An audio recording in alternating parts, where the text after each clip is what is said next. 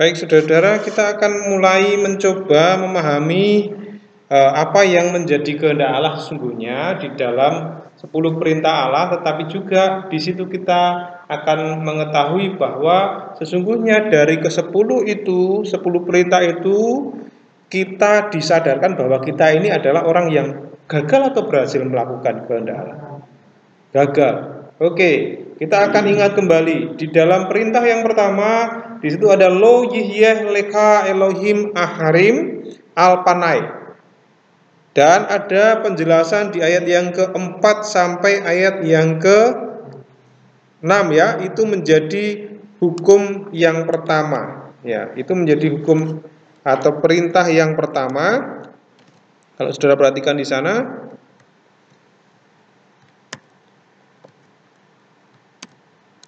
perintah yang pertama.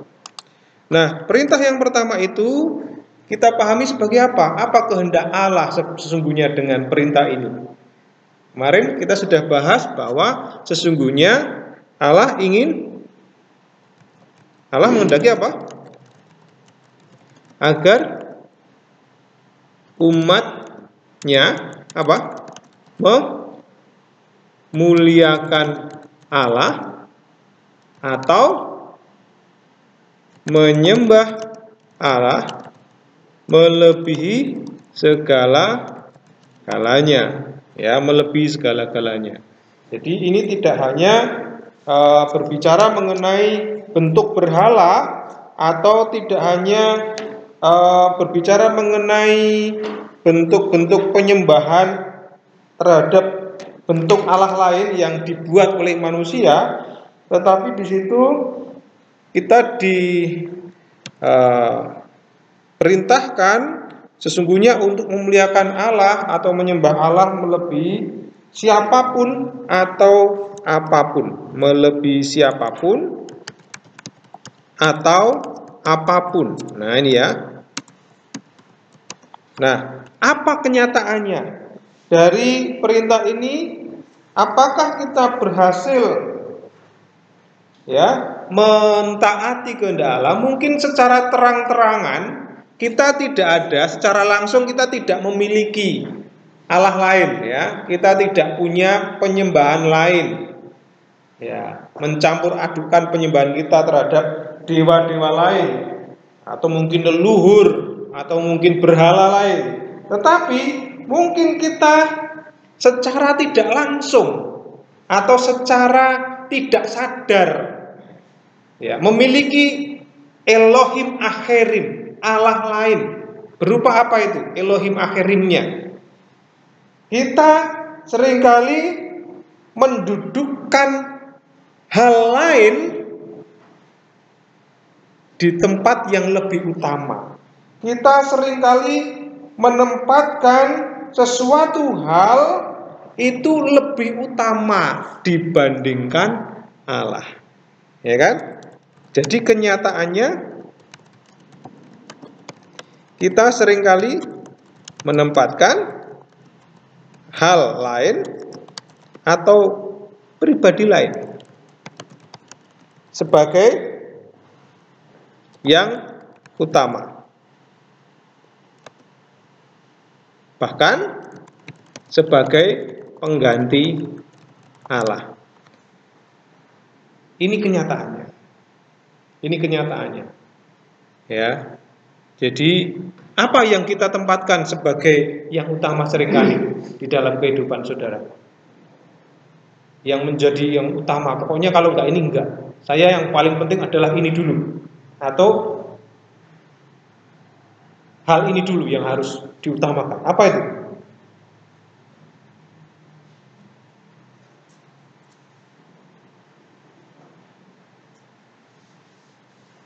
Kita disadarkan ya bahwa kita itu seringkali tidak selalu menempatkan Allah sebagai pribadi yang utama, tidak diberi tempat yang utama di dalam kehidupan kita.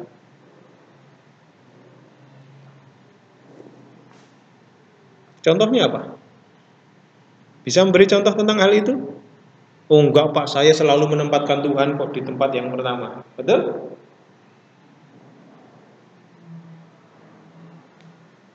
Contohnya apa saja? Ketika seseorang tidak menempatkan Allah sebagai pribadi yang utama. Kalau saudara tidak bisa memberi contoh, berarti mungkin saudara nggak merasa, berarti saya seringkali tidak pernah melakukan itu. Saya tidak pernah melakukan itu. Ada yang merasa bahwa kita itu seringkali menempatkan Tuhan nomor 2 atau nomor 3 atau bahkan nomor 4 atau bahkan nomor 10. Yang pertama adalah uang. Yang pertama adalah keinginan diri kita sendiri. Yang pertama adalah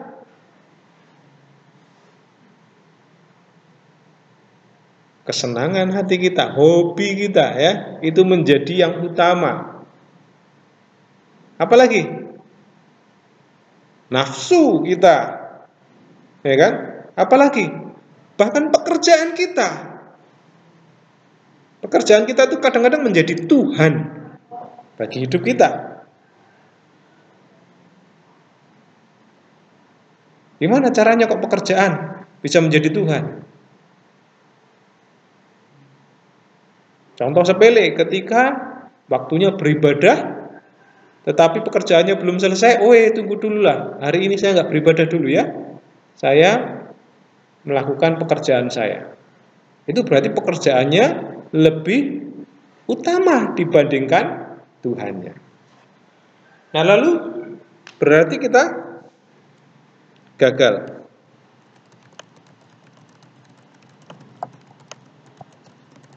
Betul?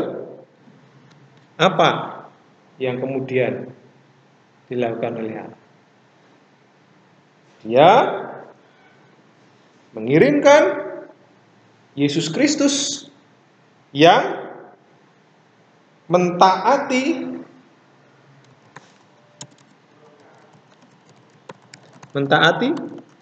hukum Allah yang pertama ini. Yesus Kristus menyelamatkan kita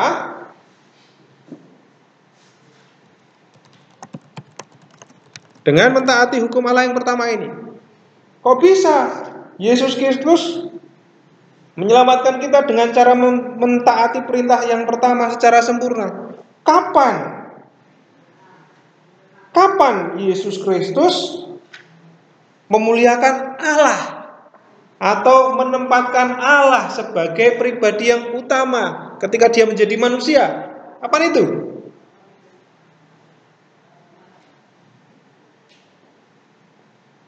Kapan? Apakah Yesus Kristus itu beribadah setiap minggu?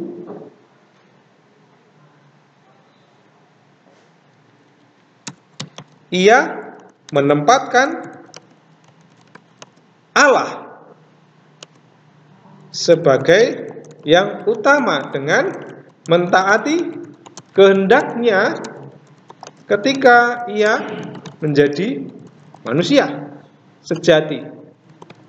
Dengan cara apa? Ia mati di atas kayu salib untuk menyelamatkan orang-orang yang berdosa. Itulah kehendak Allah. Inilah kehendak Allah. Tertulis di mana itu? Untuk menyelamatkan orang berdosa itu. Kehendak Allah yang menghendaki semua orang untuk diselamatkan.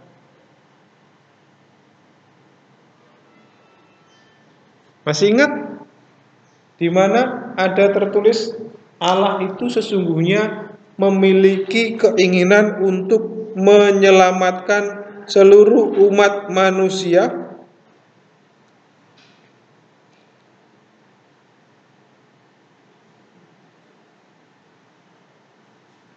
Ada yang ingat ayat itu?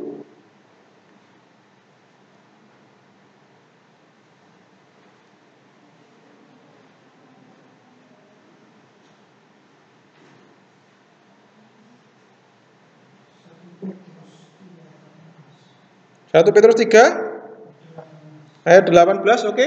Coba dibacakan.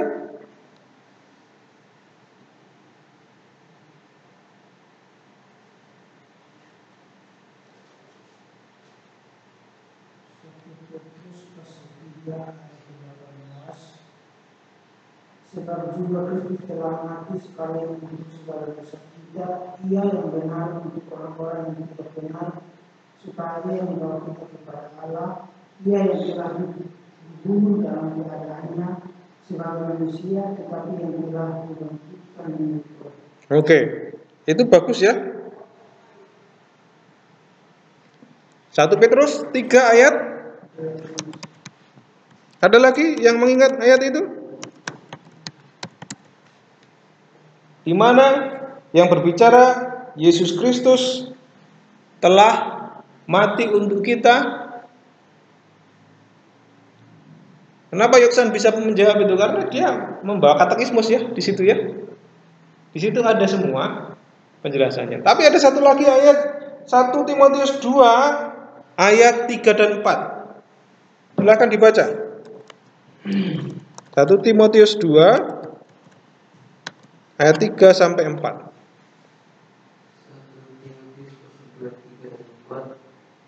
Itulah membayarkan yang berkenan kepada Allah Juru Selamat kita, yang menghendaki supaya semua orang diselamatkan dan memperoleh pengetahuan akan kebenaran. Oke. Jadi apa sih kehendak Allah itu sebenarnya? Kehendak Allah itu apa? Allah ingin supaya satu orang diselamatkan. Oh enggak, ternyata supaya semua orang diselamatkan. Untuk melakukan ini, Yesus Kristus harus menjalani apa? Penderitaan.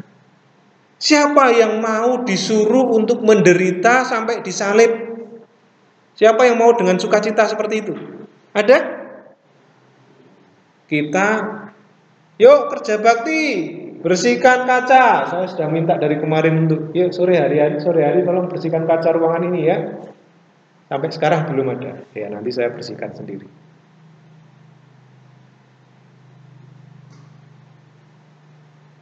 Tidak ada. Karena yang namanya kerja bakti capek, enakan tidur. Tetapi apa yang dilakukan Yesus? Yesus menjalani penderitaan. Apakah dia menikmati penderitaan itu? Wah, saya enak dipukuli, wah senang, ayo dipukuli lagi. Nah, begitu.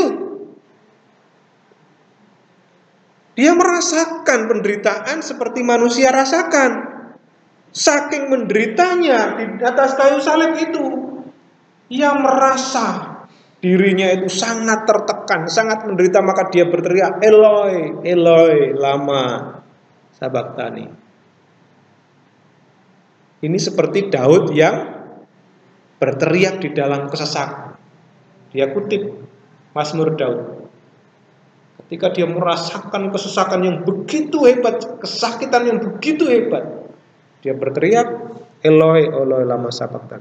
Allahku, Allahku, mengapa engkau meninggalkan aku? Bukan berarti keilahiannya terus kemudian hilang, tidak. Tetapi ini menunjukkan betapa dia benar-benar mentaati kehendak Allah, menempatkan Allah sebagai yang utama dengan cara dia menjalani penderitaan di atas kayu salib, dan begitu berat penderitaan yang harus dia rasakan.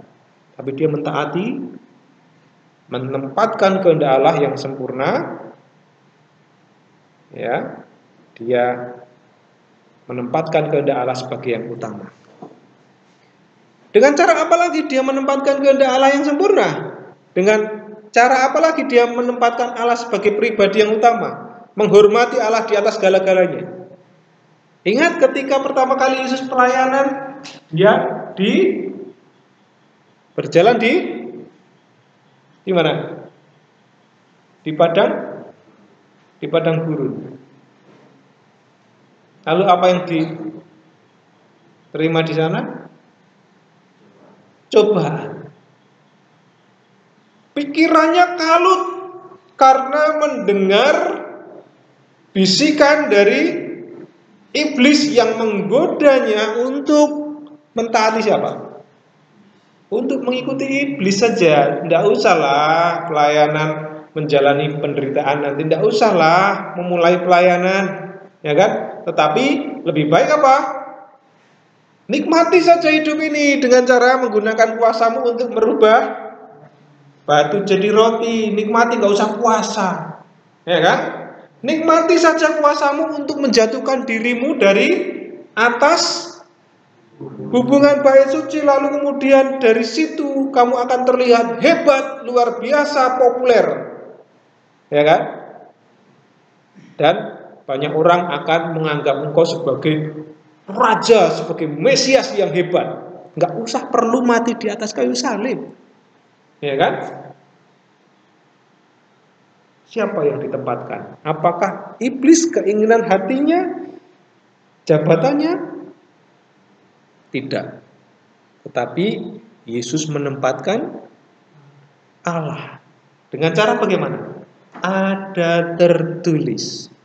Ada tertulis itu berarti firman Allah ditempatkan di atas segala. Oleh karena itu Allah menghendaki supaya kita menempatkan Allah dengan menerima firman secara dan melakukan firman-Nya. Nah, itu dia. Seperti Yesus yang mengatakan ada tertulis. Ada tertulis. Dia menempatkan Allah di atas segala. Itu sebenarnya ringkasan yang sudah kita pelajari hari kemarin ya. Nah, hukum yang pertama. Jadi, apa sih sebenarnya kehendak Allah? Kehendak Allah ini kita memuliakan Allah. Tetapi kita seringkali menempatkan pribadi lain. Gagal kita. Seharusnya kita tertunduk malu karena kita adalah orang yang gagal. Tapi puji Tuhan, Yesus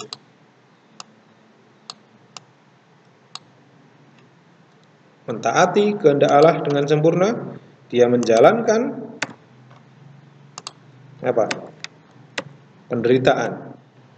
Ketika Yesus dicobai iblis di padang gurun, dia tidak mengikuti kehendak iblis atau keinginan hatinya, tetapi menempatkan kehendak Allah atau firman Allah sebagai yang utama. Hanya Yesus saja yang mampu untuk menjalani hukum Taurat dengan sempurna. Nah, lalu yang kedua masih akan kita review lagi ya. Ini kemarin masih Pak Esron ya. Jangan menyebut nama Tuhan Allahmu dengan sembarangan, sebab Tuhan akan memandang bersalah orang yang menyebut namanya dengan sembarangan. Lotis et Shem Adonai Eloheka, ya toh? Lasul ya, ini menarik ya. Lasaf ya, Lasaf. Ki lo Yenake Adonai et Asher Isha et Shemo Lasaf. Lasafnya diulang 2 kali. Sembarangan atau sia-sia kemarin ya. Dengan sia-sia. Nah, apa sih sebenarnya kalau saudara ingat hukum ini? Kehendak Allah apa? Kalau saudara perhatikan dalam katekismus itu, apa sih sebenarnya yang sedang dikehendaki Allah?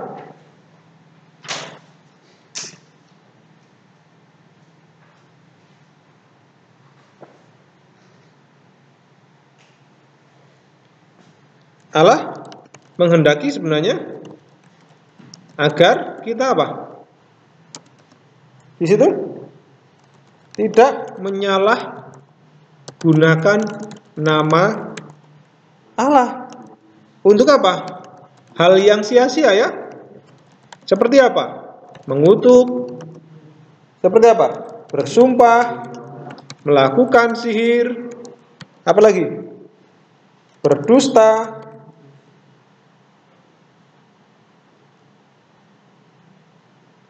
Tetapi apa? Sebaliknya, Allah menghendaki agar kita menggunakan namanya untuk apa? Berdoa, apalagi? Mengucap syukur, apalagi? Iya, dan memberkati atau menaikkan pujian. Berdoa, mengucap syukur sama yang menaikkan pujian. Lalu untuk mengucapkan berkat. Berkat bagi orang lain, atau membagi berkat bagi orang lain, atau juga untuk memuji Tuhan. Nah ini, kemarin kita sudah lihat contohnya ya. Ya, kita sudah lihat. Ketika kita naik kendaraan, seringkali secara tidak sengaja kita apa? Secara tidak sengaja kita mengumpat. Betul nggak? Mengumpat. Apalagi sudah menggunakan nama Yesus, nama Allah. Wah, ini sudah bahaya. Berdusta. Doa demi nama Tuhan, saya sudah begini. Wah. Nah, seringkali kita juga melakukan kesalahan-kesalahan dengan cara bagaimana terkait dengan hal ini.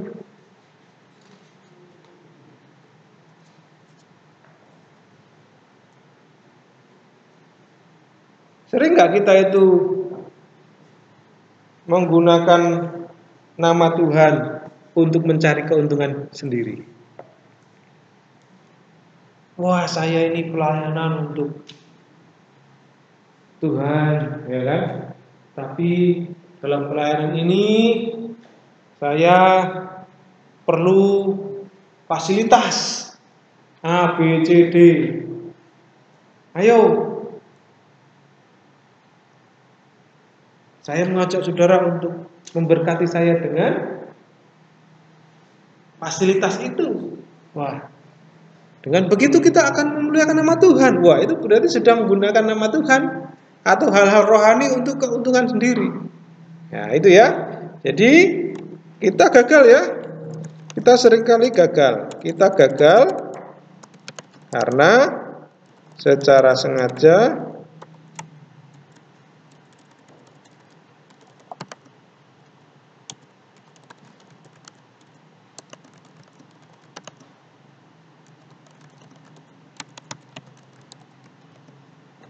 bisakah saudara memberi contoh kegagalan saudara menggunakan nama Tuhan dengan benar, sesuai dengan kehendak Allah? Bisakah saudara memberi contoh itu?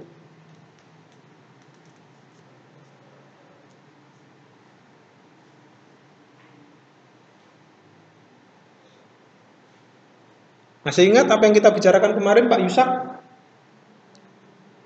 Kapan kita gagal melakukan hukum yang kedua ini? Pak Yusak merasa gagal melakukan hukum yang kedua itu?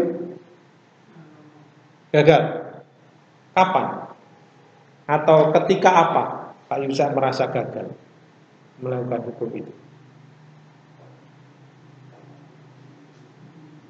Kapan kita mengatakan kata Shem Adonai Eloheka atau Elohenu Allah kita, La Saf dengan sia-sia? Kapan itu? Gagal Pak, tapi bisa nggak sebutkan? Pak bisa pernah bersumpah? Ya, pernah bersumpah ya. Swear. Sumpah. Kalau sumpah itu berarti pasti dalam nama. Pak Yoksan pernah gagal dalam melakukan hukum yang kedua? Apa itu? Bersumpah juga. Bersumpah. Pak Isron?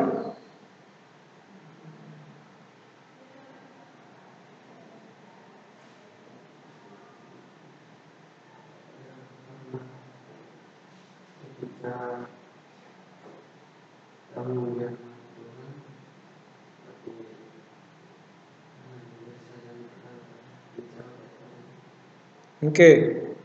Bagaimana Pak Alan? Pernah berdusta?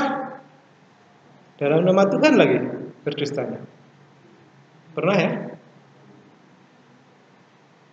Di Alkitab siapa contohnya yang berdusta dalam nama Tuhan? Kemarin itu kita lihat Ananias dan apa yang terjadi? Ananias dan Safira. Ya. Mereka sudah memberi persembahan. Mereka sudah jual semua harta yang mereka punya. Lalu kemudian sebagian yang mereka punya itu mereka persembahkan kepada Tuhan melalui siapa? Melalui para rasul ya. Apa yang terjadi? Kalau dia mengatakan dengan jujur, ini saya persembahkan setengahnya untuk Tuhan, setengahnya untuk kehidupan saya. Ya mungkin itu jujur ya, nggak masalah. Tetapi dia berkata, ini sudah kupersembahkan seluruh yang kupunya bagi kemuliaan nama Tuhan. Wah, bagi kemuliaan nama Tuhan seluruhnya. Tapi ternyata masih banyak yang disimpan. Apa yang terjadi? Sekalipun dia sudah mempersembahkan banyak persembahan, tapi kala itu langsung mati. Ngeri ya? Langsung mati. Kok Tuhan begitu kejam? Apakah begitu?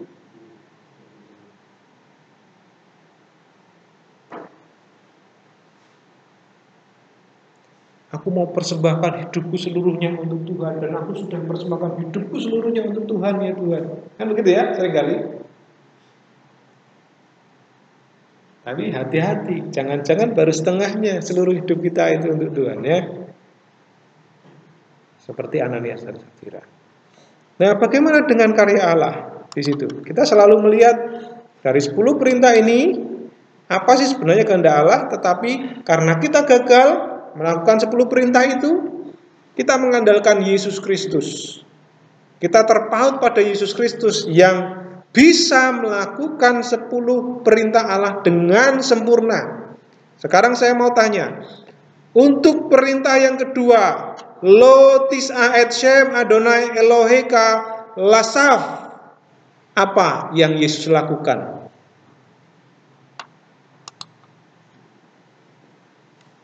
Yesus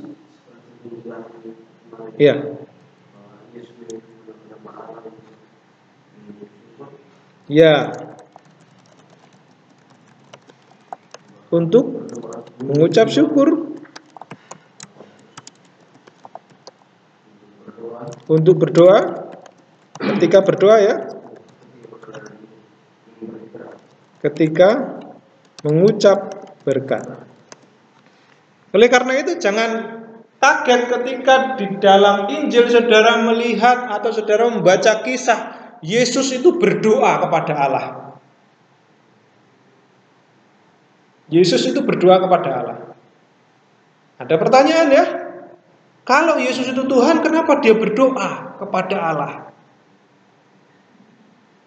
Ingat ketika Yesus melayani di dunia ini, dia adalah manusia sejati. Tetapi dia tidak pernah melanggar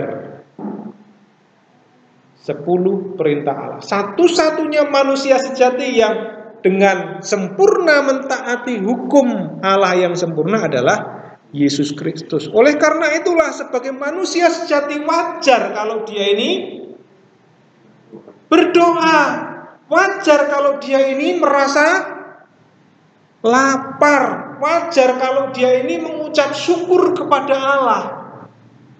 Wajar kalau dia ini bersandar kepada pertolongan Tuhan. Dia tidak meninggalkan kemanusiaannya.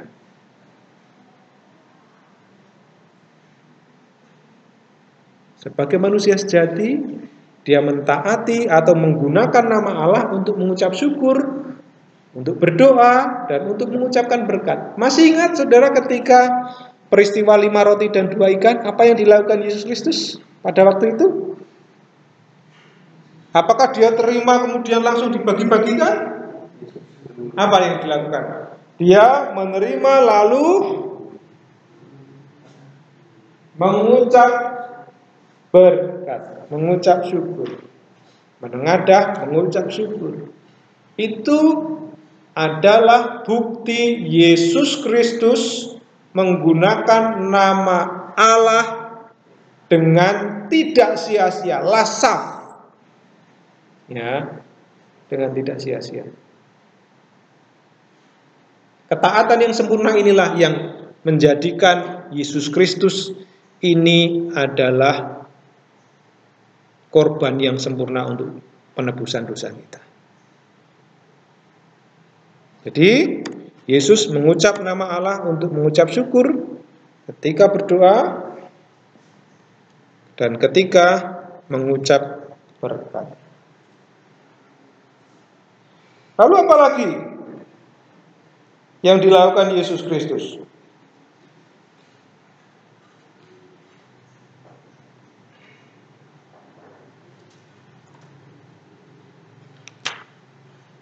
Yesus Kristus menyelamatkan kita, tidak hanya dengan berdoa saja, tidak hanya dengan mengucap syukur saja, tidak hanya mengucap berkat saja, tetapi dia bahkan mati di atas kayu salib dan tetap mengatakan apa? Ketika di atas kayu salib itu apa yang dikatakan? Oke, terhadap orang yang menyalibkan atau terhadap manusia-manusia yang menyalibkan dia, orang-orang berdosa yang menyalibkan dia, termasuk kita ya. Jadi yang bertanggung jawab di dalam kematian Yesus Kristus itu bukan tentara Romawi, bukan Pilatus yang bertanggung jawab atas kematian Yesus Kristus itu.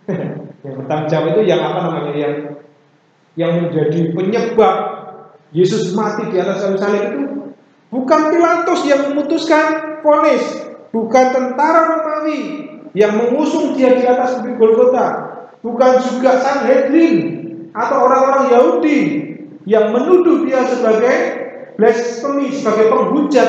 Tetapi siapa sesungguhnya yang bertanggung jawab atas kematian Yesus Kristus?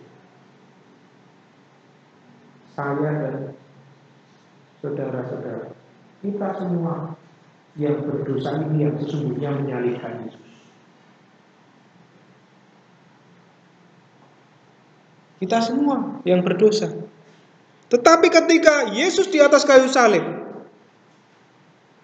melihat semua orang yang menyalibkan dia, termasuk kita, apa yang dikatakannya?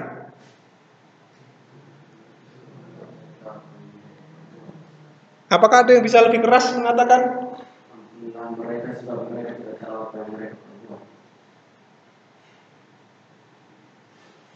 Coba, apakah dia menggunakan nama Allah dengan sia-sia? Sekalipun dia dalam penderitaan di atas kayu salib, dia tetap menggunakan nama Allah dengan benar.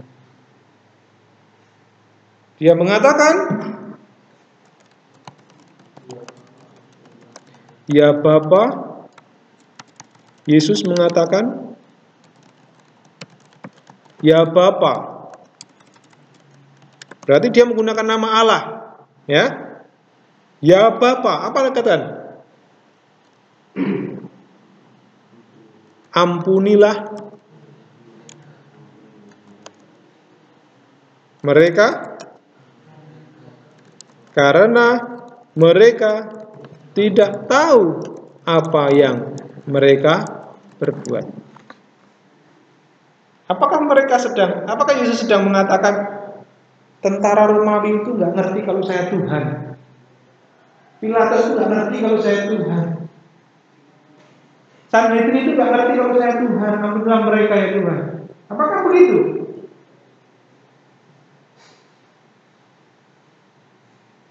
Yesus sedang tidak memohonkan pengampunan kepada Sanhedrin, untuk tentara Romawi, untuk Pilatus yang menyalibkan Kristus. Tapi sungguhnya Yesus sedang berkata, mereka itu kita semua orang berdosa. Nah, sungguhnya kita itu nggak tahu apa yang kita perbuat, bahwa apa yang kita berbuat ini sesungguhnya adalah pelanggaran, dosa di hadapan Allah. Dan kita tidak tahu bahwa itu dosa. Maka Yesus menggunakan nama Allah dengan tidak sia-sia, bahkan sampai di atas kayu salib. Ini yang dikerjakan Allah. Oleh karena itu penuntun bagi kita, apa yang dituntun setelah itu? Apakah kita kemudian, karena Yesus sudah menggunakan nama Allah dengan sempurna, Yesus sudah melakukan buat saya, ya sudah, saya bebas. Apakah begitu? Apakah sekarang kita bisa menggunakan nama Allah dengan sembarangan karena Yesus sudah melakukan itu untuk kita? Jadi apa yang diinginkan kita untuk kita selanjutnya?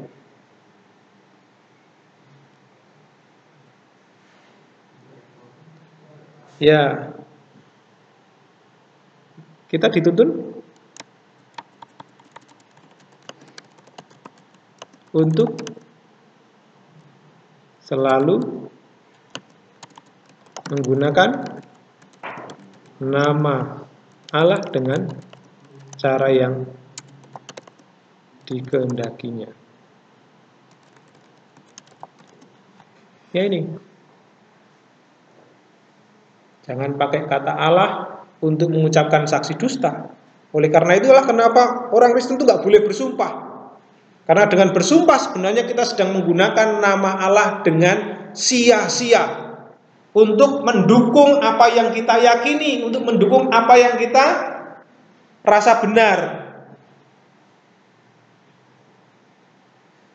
untuk meyakinkan orang terhadap pendapat kita atau terhadap apa yang kita lakukan, lalu kita bersumpah. Kenapa kita tidak boleh bersumpah? Lalu gimana Pak kalau kita disuruh mengikrarkan sumpah? Lalu sumpah itu diganti dengan berjanji. Ya, apa yang bedakan antara sumpah dengan berjanji? Kalau berjanji boleh nggak? Oh boleh. Kalau bersumpah nggak boleh. Apa bedanya sumpah dengan janji?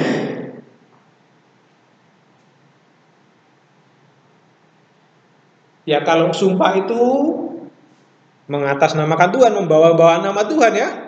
Bersumpah itu berarti mendasarkan Tuhan sebagai dasar kebenaran kita. Ya, berarti Tuhanlah yang menyaksikan, kira-kira begitu ya. Tapi kalau berjanji, nah mungkin merasa kalau janji itu ya itu adalah usaha sendiri, itu adalah upaya pribadi ya. Saya mau berjanji berarti berusaha dengan sendiri semaksimal mungkin untuk melakukan itu. Nah, mungkin itu pengertiannya. Jadi kita tidak bersumpah tapi kita berjanji. Tapi jangan sampai itu disamakan ya. Janji itu adalah usaha dari diri sendiri secara sebaik mungkin. Ya. Tapi tidak membawa-bawa nama Allah. Tapi firman Tuhan katakan apa? Katakan ya kalau iya, katakan tidak kalau tidak.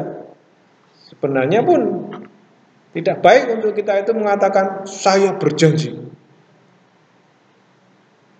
Ya, tapi daripada bersumpah ya lebih baik berjanji saja. Ya, berjanji itu berarti berkomitmen untuk menepati menepati janji itu ya, apa yang akan dikerjakan itu. Itu komitmen. Nah, kalau saya lebih cocok saya berkomitmen saja. Saya berkomitmen. Saya akan berusaha sebaik-baiknya. Ya kan? Saya berjanji sehidup semati, ya kan? Lebih baik saya berkomitmen untuk sehidup semati. Nah, berkomitmen itu pikiran kita akan berusaha sebaik-baiknya. Nah, itu dia ya. Jadi hati-hati.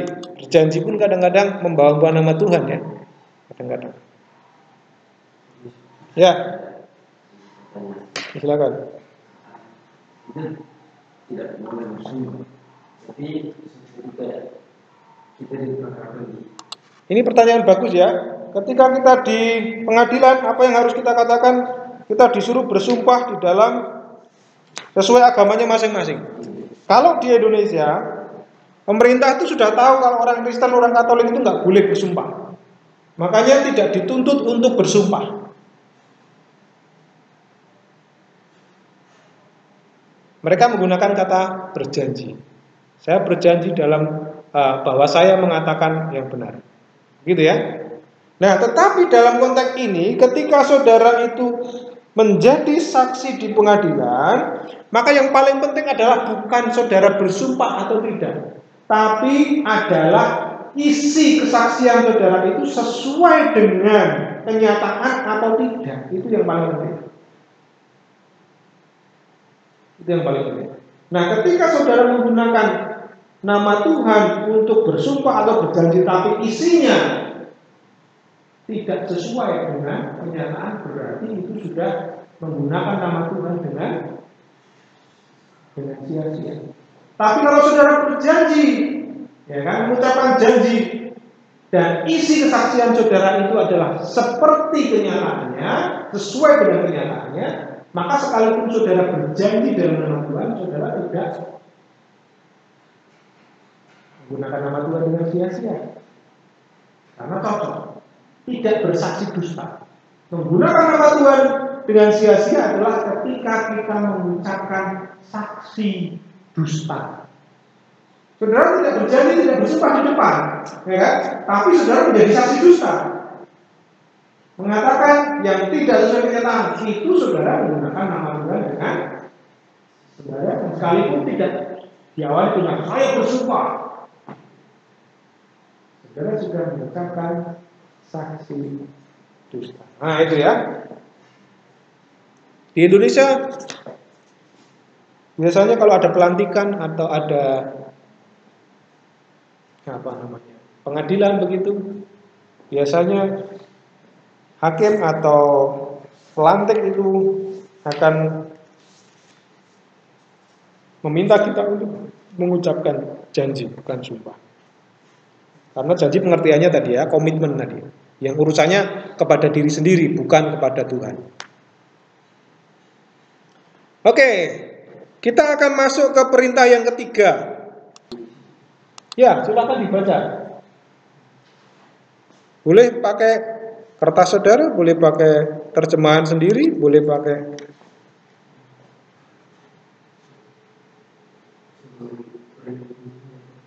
Bagaimana? Oh ya, berarti di sini saja.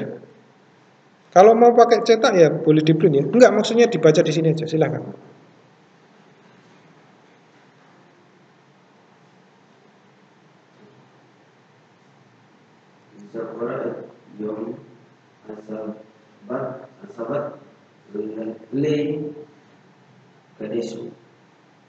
Oke, terjemahannya?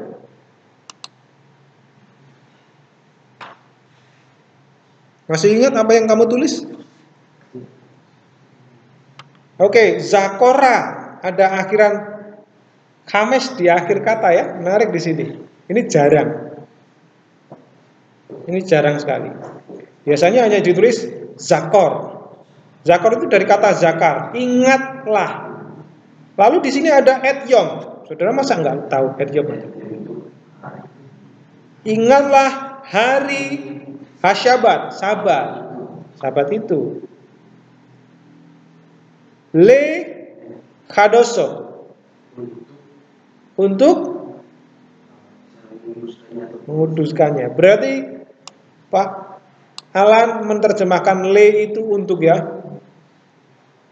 Kalau dalam bahasa Indonesia terjemahan baru, ingatlah dan kuduskanlah. Jadi le di sini dianggap sebagai Aduh, sorry.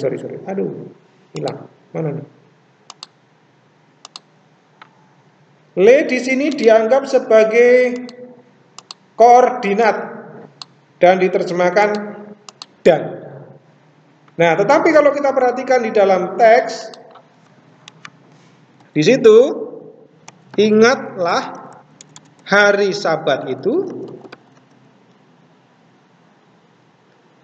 lalu ada titik-titik, kadoso.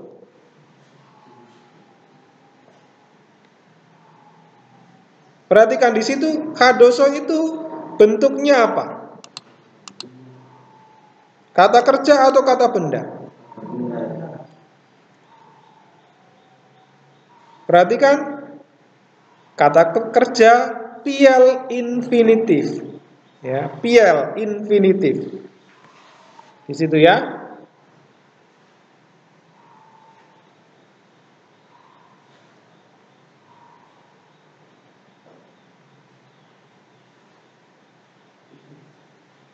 Kalau kita mau menerjemahkan secara literal, ingatlah hari Sabat itu untuk menguduskannya. Artinya apa? Untuk menjadikannya sebagai hari yang kudus. Kalau dalam bahasa Indonesia lebih cocok seperti itu. Untuk menjadikannya sebagai hari yang kudus. Nah ini ya. Nah, kembali ada preposisi le yang tidak serta-merta kita bisa langsung terjemahkan untuk atau kepada atau bagi, tapi ada cara lain. Nah, dan dalam konteks ini kita melihatnya dia bersama-sama dengan kata kerja. Kata kerjanya infinitif.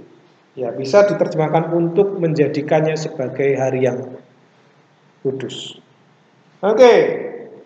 Pertanyaannya sekali lagi, apa sih kehendak Allah tentang perintah ini? Apakah ini berbicara mengenai satu dari 7 hari? Satu dari 7 hari yang disebut sebagai hari Sabat. Kalau hari-hari yang lain enggak perlu diingat, tetapi khusus hari Sabat itu harus diingat dan harus dikuduskan. Apakah itu berbicara mengenai satu hari itu?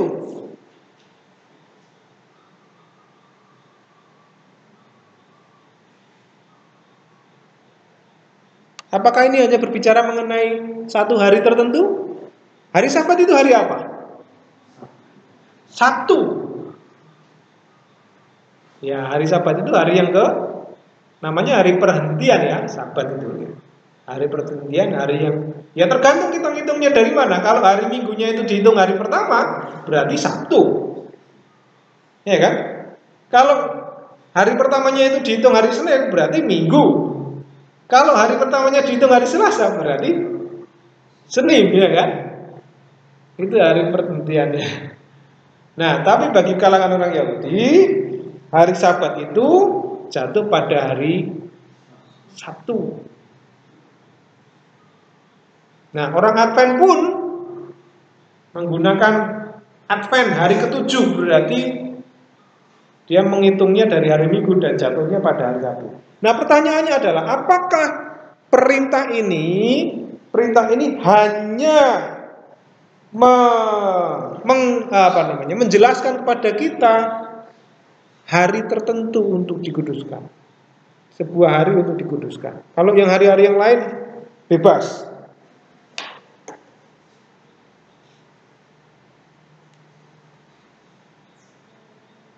Kalau di dalam PL kehendak khusus Allah bagi umat Allah dalam perjanjian lama, memang benar bahwa Allah menghendaki orang-orang Israel yang disebut umat Allah itu untuk menghormati hari Sabat, yaitu hari apa? hari Sabtu sebagai hari perhentian.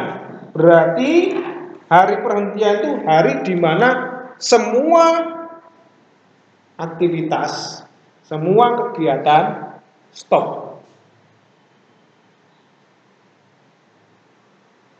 Dan fokus kepada penyembahan kepada Allah. Itu namanya hari perhentian, hari Sabat. Nah, masih berlaku nggak kira-kira hari perhentian di hari Sabtu itu? Bagi kita masa kini, pada zaman sekarang kira-kira masih berlaku nggak?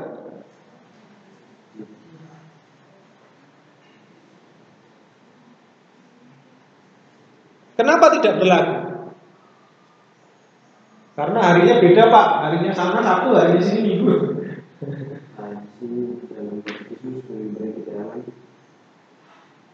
Menyatakan yang khusus ini tidak berlaku lagi karena Kristus telah menggenapi Sabat perjanjian lama dengan cara memberi kita perhentian yang sesungguhnya, yaitu pengampunan dosa. Ya, itulah perhentian.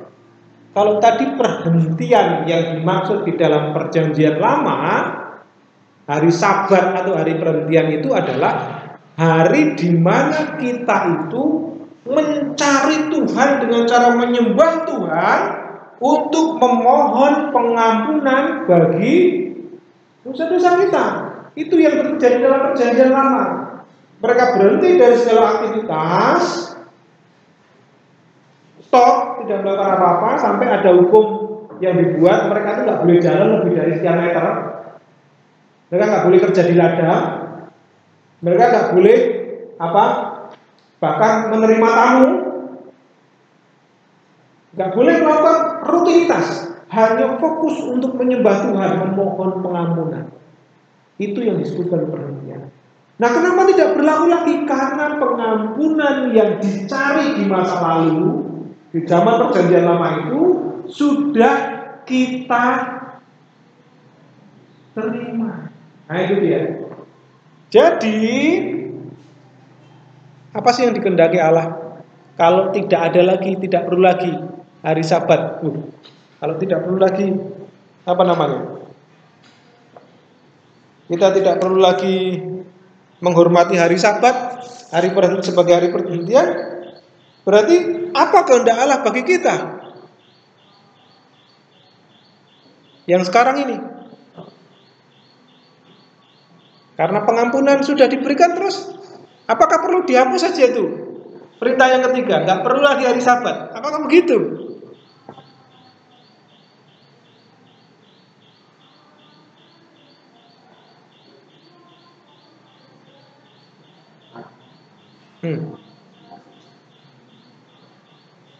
Hari Sabatnya katanya sudah nggak berlaku lagi, ya kan?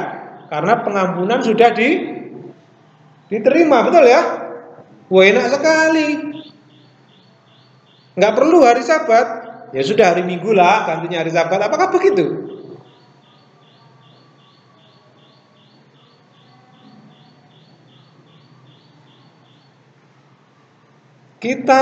Allah itu menghendaki apa? Di dalam katekisme ditulis, Allah menghendaki bagi kita sekarang untuk apa? Nah, untuk menerima, saya ganti frasenya, untuk menghormati atau menguduskan hari Sabat atau hari perhentian yang sejati. Ya. Hari perhentian yang sejati itu apa?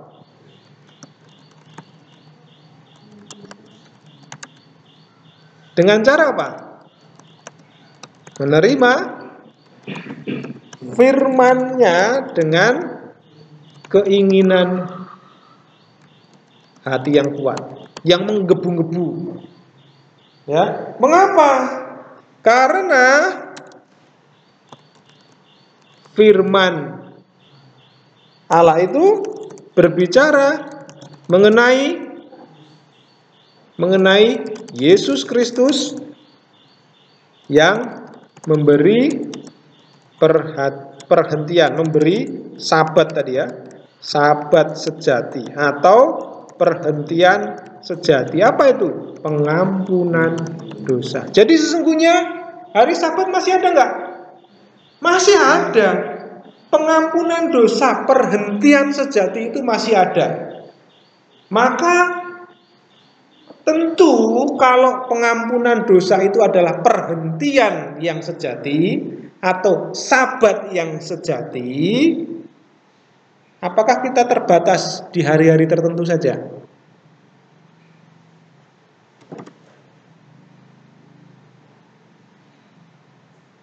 Apakah kita terbatas di hari-hari tertentu saja? Tidak. Jadi penghormatan atau mengingat dan menguduskan hari Sabat atau perhentian yaitu pengampunan dosa itu bisa dilakukan kapan?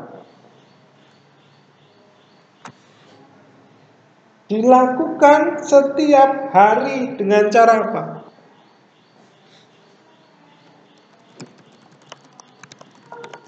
Dengan menerima firman Allah, tidak memandang rendah firman Allah, dengan menjunjung tinggi firman Allah atau menghormati firman Allah. Saya tidak pakai menjunjung tinggi ya. Dengan menerima firman Allah setiap hari. Disitulah kita mendapati hari Sabat. Kuduskanlah hari Sabat berarti sama saja seperti kuduskanlah perhentian sejati. Kuduskanlah firman Allah yang mengingatkan kita tentang pengampunan dosa. Jadi menguduskan hari Sabat berarti mengingat pengampunan dosa setiap saat adalah cara untuk menguduskan hari Sabat yang sejati. Itu dia.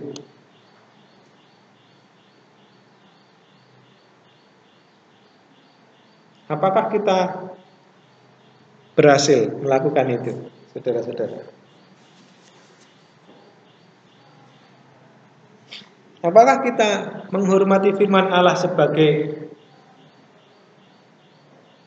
cara untuk kita mendapatkan atau mengetahui firman pengampunan dosa di sana?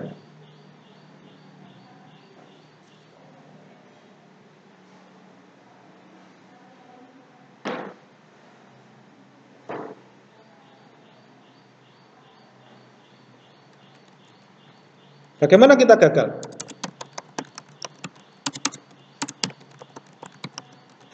Melakukan perintah ini. Saya tiap minggu Pak ke gereja, berarti saya nggak gagal dong. Apakah begitu? Saya tiap minggu ke gereja, tiap Rabu PA,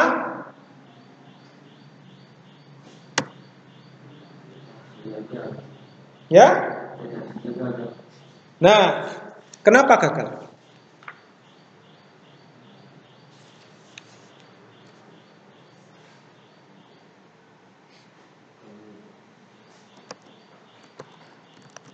Ketika kita menolak untuk mendengar firman. Kapan lagi kita gagal? Coba lihat katekismusnya. Kapan kita gagal?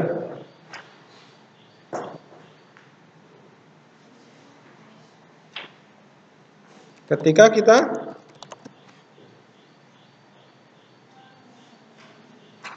memandang rendah Memandang rendah firman Allah. Bagaimana memandang rendah firman Allah? Oke, menolak itu sudah. Bagaimana kita memandang rendah firman Allah yang kedua? Masih ada di sebaliknya, Pak. Di lembar sebaliknya masih ada.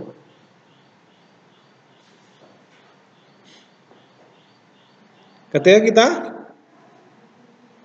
menggeser atau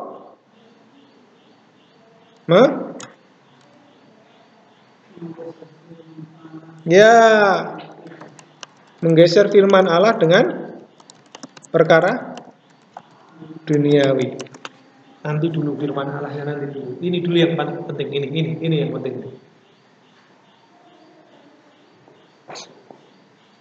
Gimana lagi kita gagal?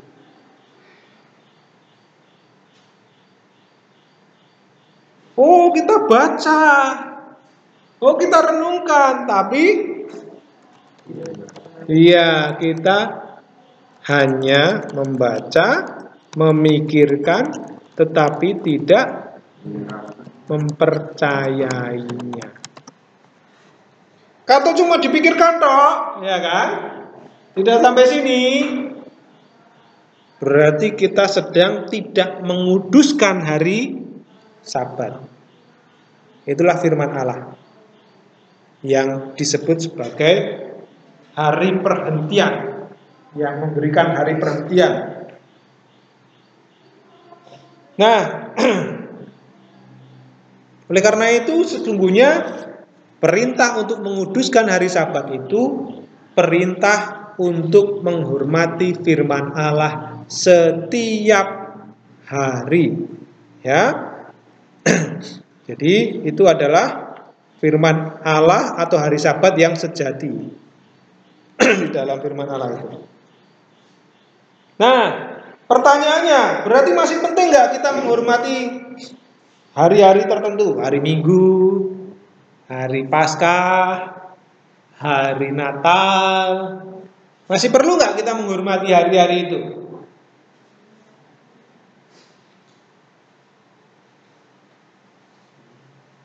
Masih perlu nggak kita menghormati? Di Indonesia ada berapa hari rayanya orang Kristen?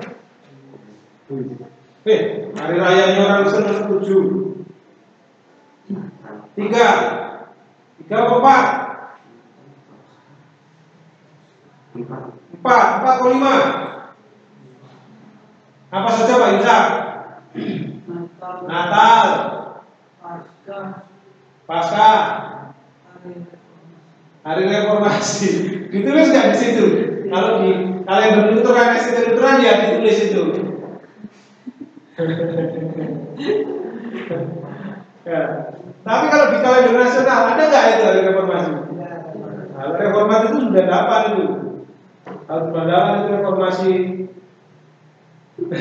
politik ya. Natal kelahiran Yesus Kristus. Lalu kematian Yesus Kristus disebut apa? Jumat Agung. Terus kebangkitan Yesus Kristus. Paskah ya. Terus kenaikan Yesus Kristus ya. Kalau di Lutheran masih ada lagi Rabu Abu. Itu berarti 40 hari sebelum Paskah ya. Sebelum Paskah 40 hari sebelum Paskah itu Rabu Abu, saudara dikasih apa tuh? Abu, apa namanya? Kasih abu dahi di sini. Karena apa? Untuk apa? Dikasih abu. Tandanya tanda salib, bukan tanda plus ya. Oh, tanda salib.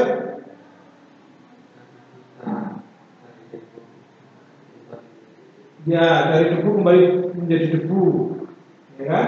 Tetapi yang dari debu menjadi debu itu bukti dosa ya, tetapi di sini dikasih salib apa itu? Orang yang berdosa itu sudah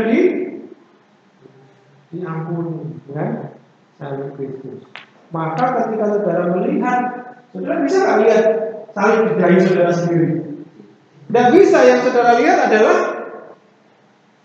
salib di dahinya orang lain. Supaya apa? Supaya mengingatkan, oh, orang itu adalah saudara seiman yang sudah ditebus oleh Yesus Kristus. Maka diberi tanda salib itu Rabu-Abu. Apalagi selain Rabu-Abu? Itu hari pertobatan ya, hari Rabu-Abu itu hari pertobatan. Setiap hari sebenarnya hari Rabu-Abu buat kita. Hari pertobatan. Martin Luther berkata kalau orang percaya itu harusnya setiap hari adalah hari Rabu-Abu. Ada Kamis Putih, ya kan? Ada Kamis Putih. Ada apa lagi? Hari-hari banyak sekali ya, ada reformasi tadi ya. Nah pertanyaannya, apakah kita masih perlu menghormati hari-hari itu? Hah?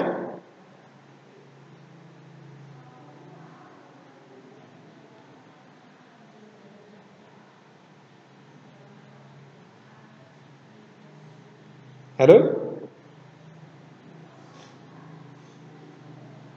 Masih perlu nggak? Ya masih perlu, tapi bukan kewajiban ya, bukan hukum yang ke-11 atau bukan masuk sebagai hukum yang ketiga ini. Ya, kalau kita beribadah hari Minggu itu bukan karena di dalam perintah yang ketiga itu kuduskanlah hari Sabat, bukan.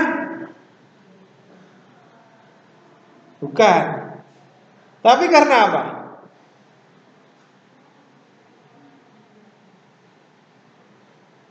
Karena kita akan mengisinya hari-hari itu sama dengan hari-hari yang lain ya. Karena kita akan mengisi atau menghormati hari-hari yang istimewa itu dengan firman Allah.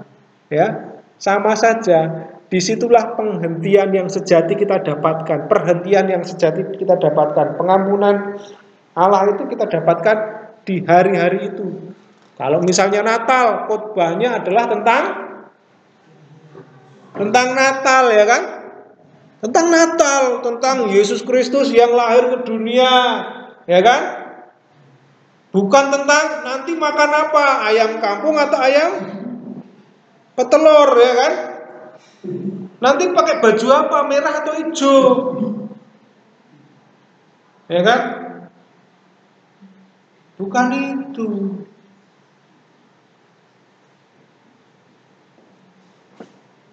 Ketika Natal itu menjadi hari istimewa karena di situ kita akan mendengar firman Allah tentang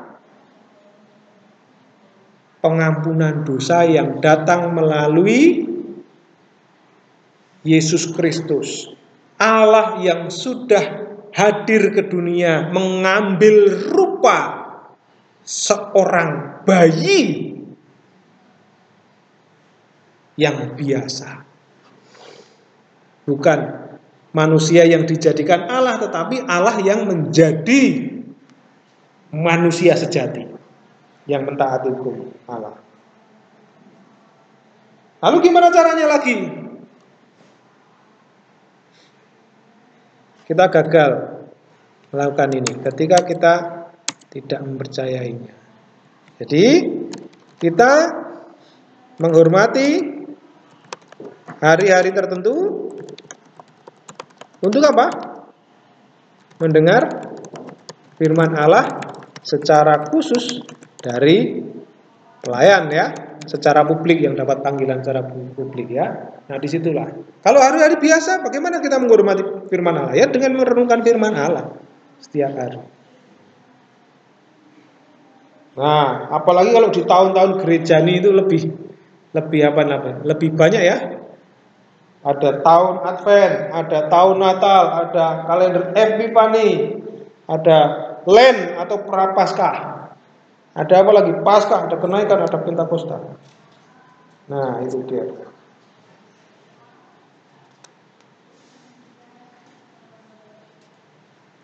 Pertanyaannya lagi, gimana Yesus atau karya Allah? Kita gagal ya tadi ya, dengan cara-cara yang kita lakukan tadi, kita gagal.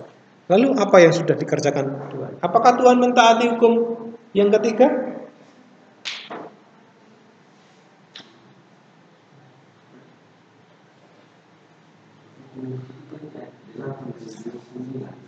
Bagaimana? Iya, pertanyaannya adalah bagaimana Yesus mentaati hukum yang ketiga ini.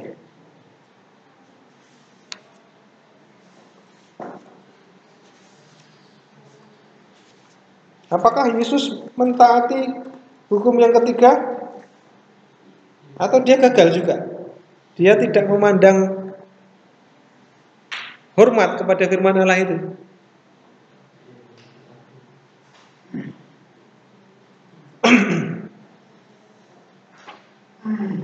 Kapan kita tahu Yesus itu menghormati firman Allah?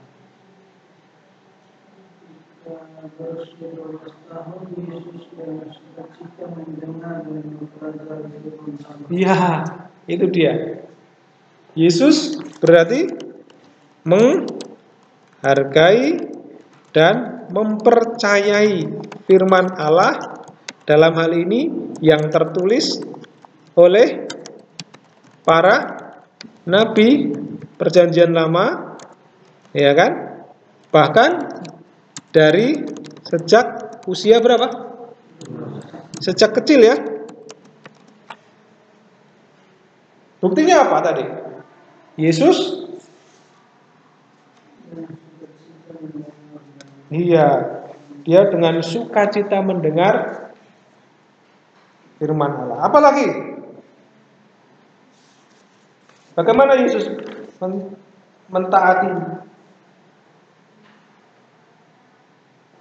Kalau anak-anak laki-laki yang kira-kira berusia 12 tahun itu seharusnya biasanya masih apa?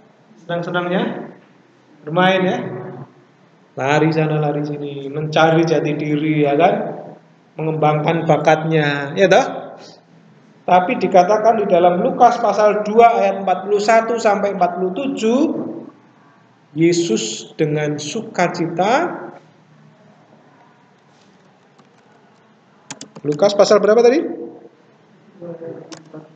2 ayat 41 sampai ayat yang ke-47. Yesus menghargai, percaya, bahkan dengan sukacita dia mendengarkan dan mempelajari.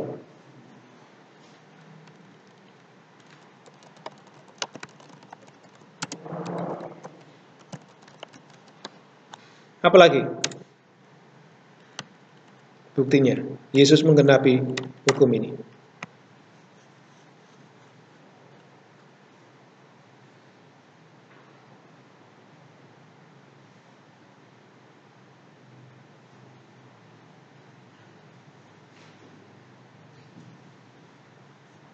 Yesus masuk ke rumah ibadah, ngapain?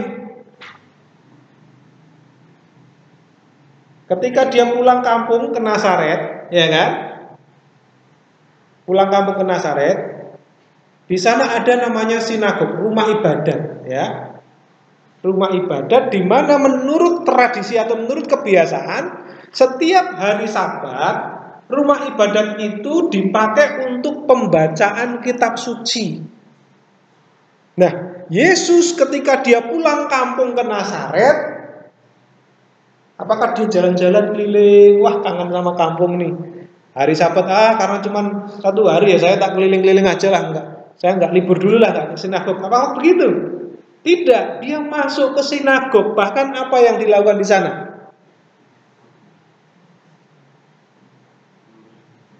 Dia membaca gulungan kitab Yesaya. Nah, ini dia. Dia menggenapi hukum yang ketiga. Pak, berarti dia menghargai hari Sabat dong.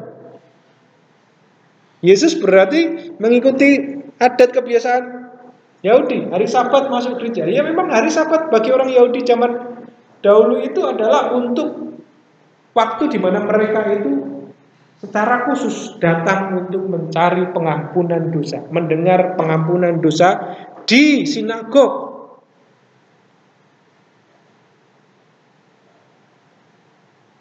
Dan itu dilakukan Yesus. Dan sekarang tidak berlaku lagi bagi kita karena penghentian atau perhentian itu sudah dinyatakan. Perhentian sudah dinyatakan. Oke. Jadi Yesus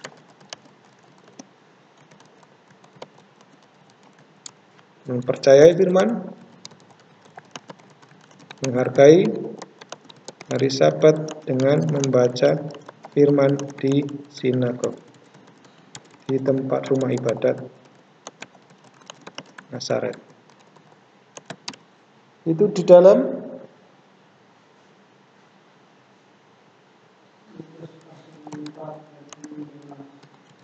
Oke.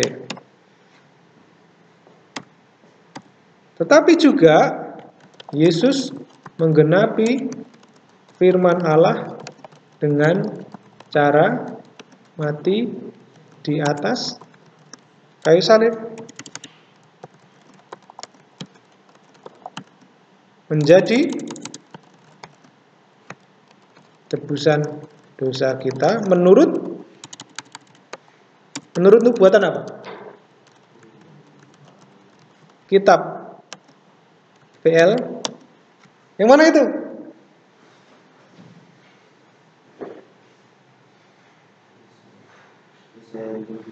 Yesaya 53 ayat 6. Kita sekalian, sesat seperti domba masing-masing kita mengambil jalan, tetapi Tuhan telah menimpakan kepadanya kejahatan kita sekalian. Jadi ditimpakan pelanggaran-pelanggaran kita itu kepada Yesus di atas kayu salib. Yesaya 53 ayat 6. Nah, inilah penggenapan dari hukum yang ketiga. Ayat 9 masih ya? Ayat 9 masih, itu penjelasan dari hukum yang ketiga. Kalau saudara perhatikan di ayat yang ke-9, sama seperti hukum yang pertama tadi ada penjelasannya. Di ayat yang ketiga ini, ayat yang ke-9. Nah ini, silakan dibaca Pak Alan. 9. Yang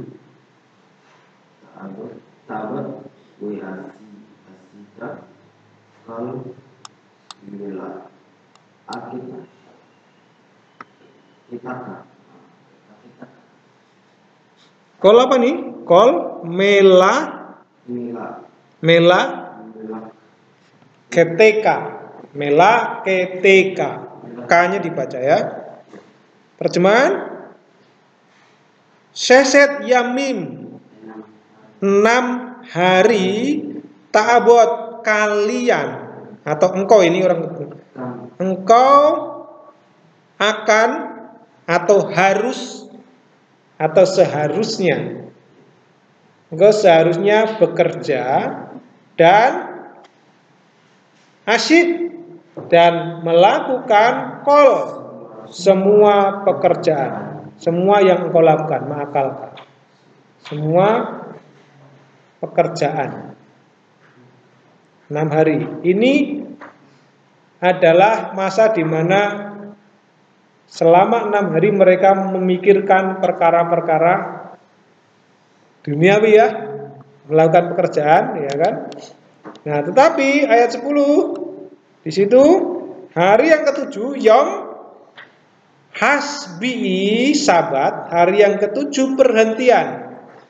Hasbi'i Yom Hasbi'i, hari yang ke-7 perhentian Ladonai bagi Tuhan Allahmu. Lo tak asyah, jangan engkau melakukan kol melaka semua pekerjaanmu. Nah ini ya. Jadi ini adalah cara yang ditentukan secara khusus bagi orang-orang Israel pada masa itu sebelum penghentian yang sejati itu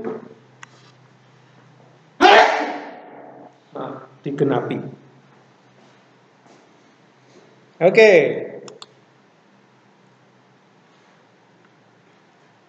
Yang keempat siapa? Masih Alan?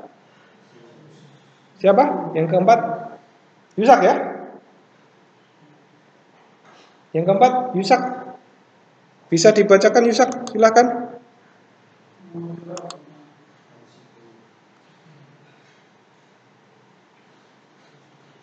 Mulai ayat yang ke-12 ya. Siapa? Oh ya, 12. Oke.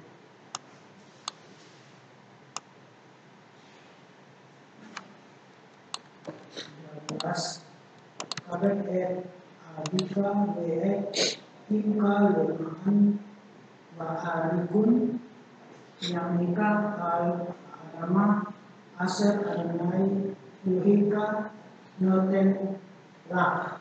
Oke, terjemahan? Hormati ayahmu dan ibumu supaya panjang umur di atas tanah itu yang Tuhan Allahmu berikan kepadamu. Lemahan? Ya arikun apa ini? Kabet, hormatilah abika ayahmu dan imka ibumu, lemahan. Oke. Yamika hari-harimu al-hadamah di atas negeri tanah yang Tuhan Allahmu berikan kepadamu. Wah, ini menarik. Apa isi perintah ini menurut saudara-saudara? Apakah ini syarat? Nah, kalau kita menghormati ayah ibu, umurnya panjang. Kalau tidak menghormati ayah ibu, umurnya pendek. Apakah itu maksudnya?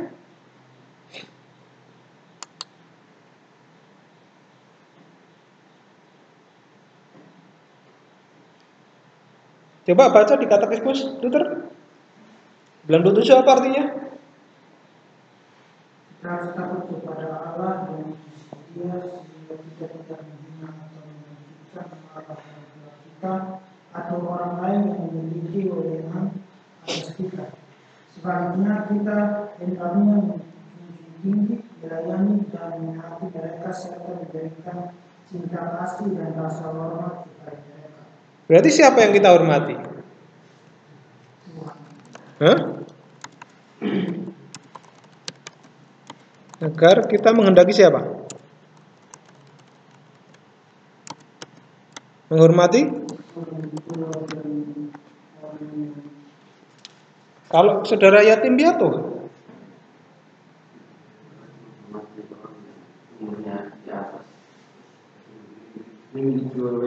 Iya, bukan sekedar orang tua kandung di sini ya, tetapi di sini menunjukkan atau menolong kita untuk supaya kita tuh menghormati orang-orang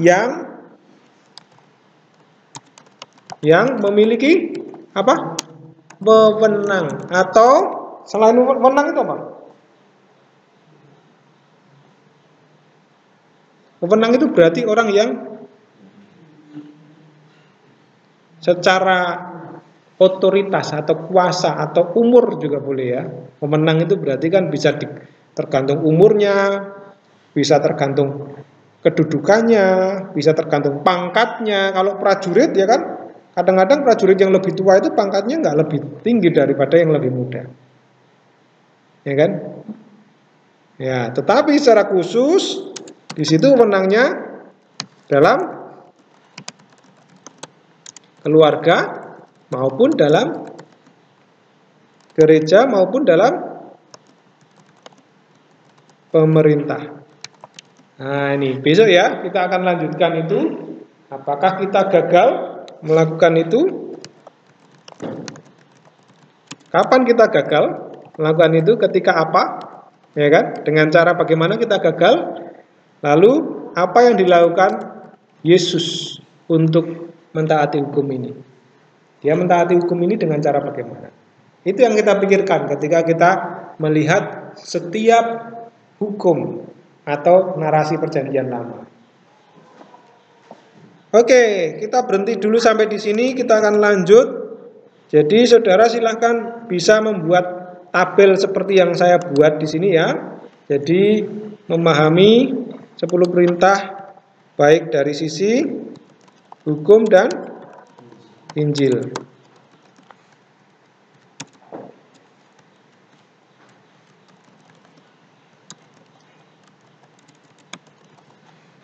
Oke. Ada pertanyaan sebelum saya tutup? Jika tidak ada, saya sampaikan selamat literasi.